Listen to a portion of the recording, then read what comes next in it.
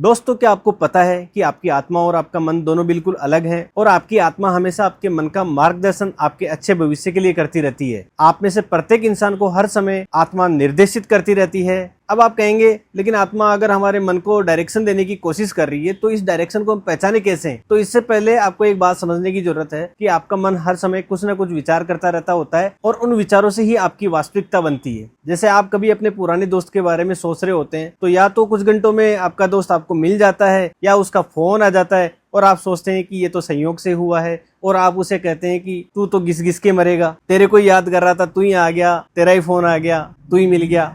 लेकिन दोस्तों, संयोग नहीं है। सच तो यह है कि जब आप उसके बारे में सोच रहे थे तो आप उसको अपनी वास्तविकता में आमंत्रित कर रहे थे। आपके विचार ही आपकी वास्तविकता बनाते हैं, जिसको लॉ ऑफ अट्रैक्शन कहते हैं। तो अब आते हैं कि हमारी आत्मा किस माध्यम से हमसे संपर्क बनाती है। दोस्तों, आत्मा हमसे भावनाओं के माध्यम से संपर्क बनाती है। जो हमारी फीलिंग्स होती है उनके माध्यम से संपर्क बनाती है और हमें हर पल डायरेक्शन देती रहती है। दोस्तों, भावनाएं मुख्य रूप से दो ही प्रकार की होती है, या तो अच्छी लगने वाली भावनाएं या बुरी लगने वाली भावनाएं।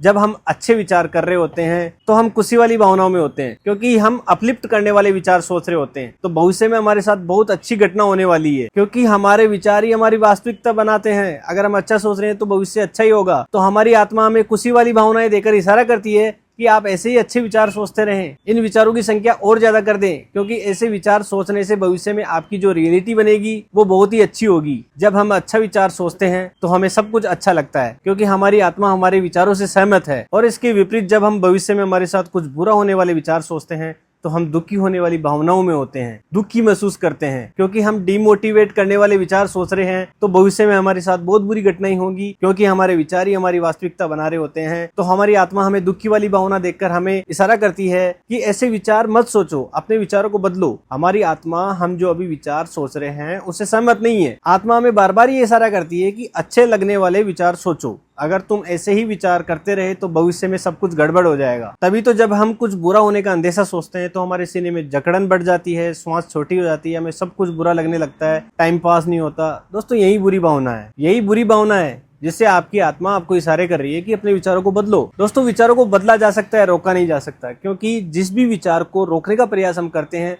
वही विचार और ज्यादा बढ़ जाता है। बल्कि अगर हम बुरे सोचने वाले विचारों की जगह अच्छे लगने वाले विचार सोचें तो यह कारगर साबित होगा। विचार बदलने की भी आसान विधि है, जो मैंने पिछले वीडियो में बताई है। तो दोस्तों, अपनी आत्मा के इशारों को समझने की प्रैक्टिस शुरू कर दो, ताकि आपका भविष्य उन्नति की ओर जाए। तो दोस्तों, आज की वीडियो में बस इतना ही। अगर वीडियो पसंद आई तो वीडियो को लाइक करें, कमेंट करें, चैनल को सब्सक्राइब करें और बेल आइकन को जरूर दबाएं, क्योंकि कोई भी नई वीडियो आएगी तो सबसे पहले आप तक पहुंचेगी। धन्यवाद।